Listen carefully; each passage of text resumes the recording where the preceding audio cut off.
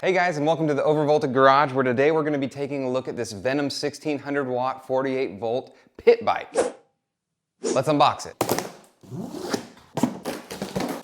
As you can see, it comes in this nice metal crate, this frame to kind of keep it all in and protected, which is cool. Good to see. The packaging looks nice. Everything's nicely suspended here, and hopefully assembly isn't that bad. This specific bike is called the Venom Pro 1600 watt dirt bike. Two different models of this one. One of them, it has the Venom at the beginning of it, even though the whole brand name is Venom. It's the Venom Pro, and there's also just the Venom Pro. The Venom Pro has hydraulic brakes and a couple other beefed up components. Otherwise, they're pretty similar bikes. No bolt there. What are these? Oh, they're Allen heads. That's not what I expected. Who is Allen anyway? That's not the right size. Don't make me get the manual wrenches. It's making me get the manual wrenches. It's nice that a lot of these nuts are already pre-loosened for me. They're just like halfway taken off already. And it looks like a lot of them have probably fallen off because there's definitely not one in every hole. Ooh, look at that. We've got the tire. Looks like there's a little rubbing and chipping, but nothing too bad. It looks fairly well protected. Set that to the side for now. Okay, so let's take a look at what is in this first box of trinkets that they gave us. The little smaller of the two boxes has the front forks. The fork, I guess, together as one. What do you call them individually? The shocks? The front shocks, whatever, the front suspension. Nice, so we got two of those, which is good, because you need two, unless you're Cannondale. An axle. The rest is empty. There is one more box over here. All right, so we've got some plastics. These all have a protective film over them that I'll peel off at the end. Toolkit. Awesome. This is a toolkit you could have used to take apart those Allens on the outside, but it was inside, so figure that one out. This looks like the charger, 48 volt charger for the included battery. Padding for the handlebars, so you can take it off some sweet jumps. Spare parts. I like that. They labeled it spare parts, and so I don't think I've missed assembling stuff. In here there are a handful of parts and bolts, a few fuses, and the top of the handlebar mounts. It does have a scan me for full assembly video. I looked at the assembly video on their website and it was super long and I couldn't hear what the guy was saying. So I don't think he was mic'd up with anything. He was just kind of talking with the camera off in the distance. So that's kind of why I'm making this video. Hopefully this helps and you can get an assembly video from a more layman's person's point of view, and maybe you can even hear what I'm saying. Front caliper. It looks like they did not ship with a little retaining block to keep the pads spaced out. They still appear to be spaced out, but if I were to press on, well, in this case, this brake handle, it will close those pads up. So I'm not gonna do that. And I'm normally used to seeing bikes ship with one of those stoppers in there. I mean, no big deal. If you push it and the brake pads close, you can always push them back out, but just one extra thing you have to do. It looks like I can put the front forks together and get the handlebars on and the front wheel, and that's it. I see the rear shock is just not attached.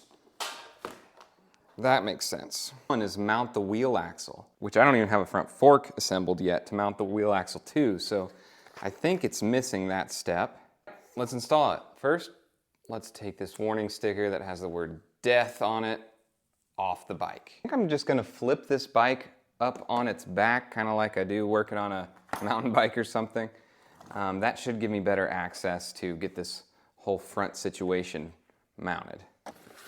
All right, the only problem with that theory is it doesn't keep itself held up, especially without the handlebars on. One of them has the mounting points for your brake caliper. It's the left-hand side of the bike, but if you get confused, look at where the other brake is on the back. I'm just gonna let that go in as far down as it will until it hits the stickers. They supplied you with an assortment of wrenches and some different sized Allen keys.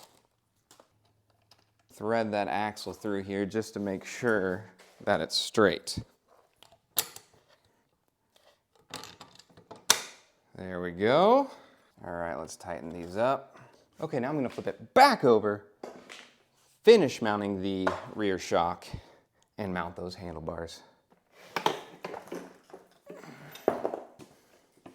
Let's put the kickstand up. That's what they're for, right? Boom. There we go, like it was made for it. Honestly, I should have found that first because that would have been so much easier to do everything that I've already done upside down. I'm gonna use these little tiny tools for the full experience. Tiny tool. Maybe they gave you these tiny tools so that you can't over tighten things, because if so, that's a good idea because you definitely can't. What's next? What's next? All right, let's mount the front caliper. Already has the mounting hardware installed on it, so you just need to take the 2 bolts that's on it out, drop them on the floor, slide it over to the disc brake, and pick your hardware up off the floor and run it back through. Now to align this, I'm gonna use a little mountain biking trick where we just push the hydraulic brake line in. It's gonna squeeze onto the rotor, and then I'm gonna tighten these bolts up so it kind of aligns itself. It doesn't get you 100% of the way there, but it will get you close. The next mistake I made is it looks like this little protector or mud guard type thing was supposed to be mounted under that front shock, or installed first, and then that will hold the bottom part into place, and then the top part is held in place by 2 screws up in here. So I'm gonna pop the shock out and do it correctly. You should do it right the first time, because who would make those sorts of mistakes? Yep, that's gonna go up there, and then once this drops down, it will protect both this rear shock as well as the motor from debris. All right, it's coming together, and the last couple things are the plastic, so the front fender and the number plate. Let's go ahead and get it on. So the mounting hardware for the front number plate is already on this little front bracket, so you just back out those 2 bolts and screw them back in. Okay, I think you should do yourself a favor and at least break out the full-sized Allen key for this. This is a little finicky, but if you want the full experience, hey. Next up, the front fender. It looks like it has 3 bolts that go in to hold it on. Let's line her up. Okay, so now all the big parts are assembled, all the plastics are on and all those things. Now we just need to get some of the electrical stuff ready to go and ready for charging. So first up, we're gonna put in this fuse. It's a 40 amp fuse. It goes on the drive side of the bike. You'll see the little connector. Okay, so now we're gonna let it charge up all the way, and then we're gonna take it outside and see what it can do. Let's do the peel. Look at that.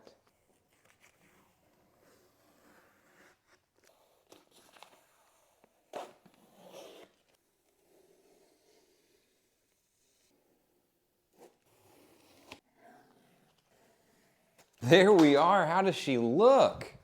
I think she looks pretty good. Okay, so a couple more things that I forgot to mention while I was inside the garage are there are these 2 bolts as well. They come with the kit, obviously, and you have to just mount those. I did not mount those until I got outside here, so I wanted to show you that. All right, let's take a look at this thing. You can see the motor there. That's, like I said, a 1600 watt, 48 volt motor. It looks like a pretty decent shock. This coilover can be adjusted, make this a little more stiff by pulling this down as well. Right here under the handlebars, there is a little torque security screw. If you pull off the screw and open up this little flap, you'll see 2 different knobs. One of them is for the speed of the bike, and then the other one is for the throttle response, basically how sensitive you want the throttle to be.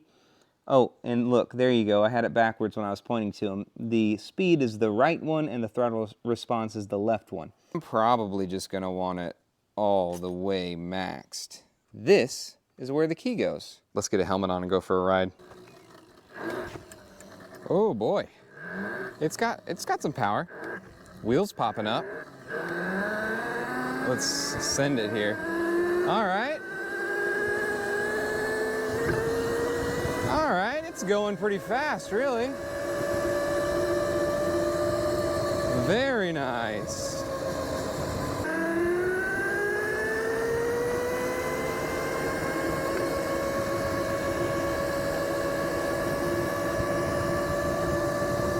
I mean, it's moving. I mean, I'd say that's probably like 18 miles an hour with me on it. And, you know, I know this is kind of more geared towards kids, but I'm, a child at heart. So I'm sure with a child on it, it'll go even faster. Oh my gosh, these brakes are scary. I should have worked on the brakes first. Let's see how it does a hill climb. This is a fairly steep hill. I know it never shows up on camera that way, but let's just kind of see how it climbs. Oh yeah, it definitely needs some more, a little bit more power for the hill climb. It feels very nimble. This is a little small for me. I'm just gonna go ahead and say it. But I think if the suspension was beefed up a bit, I think it'd be nice. So my wife just said I look like a grown adult riding a kid's toy. I thought that was pretty nice that she thinks I'm grown.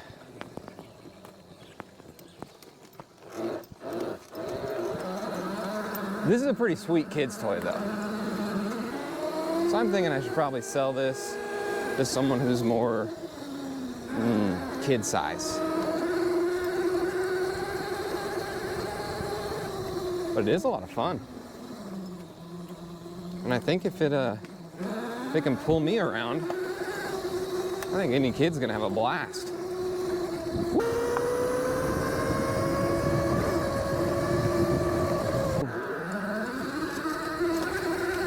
Full chooch.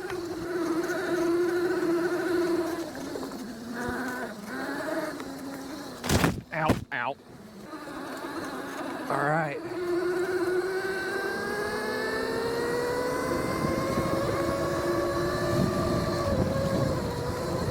Woo! Oh, that's fast. Coming in for a turn. And across the line. Guys, so a quick summary. I think the bike is a lot of fun. I think the build quality is nice. It's just a little smaller than I thought it was gonna be. So I will probably be either doing a lot of upgrades on it or selling it to get something a little bit more my size. But if you're looking for this for your kids, someone who's not fully adulted yet, then I think it's gonna be an awesome option, and the price is pretty fair. With it all the way turned up, it is a blast, even for me to ride. So thanks for checking it out with me, and we'll see you next time.